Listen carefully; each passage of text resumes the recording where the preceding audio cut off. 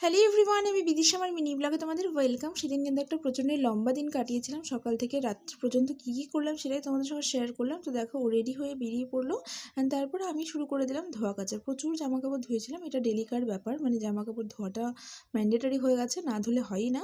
তারপর বিকেলবেলাতে দেখো গাছগুলোতে জল টল দিয়ে রেডি হয়ে নিয়েছিলাম, কারণ সামনে পুজো চলেই আসছে।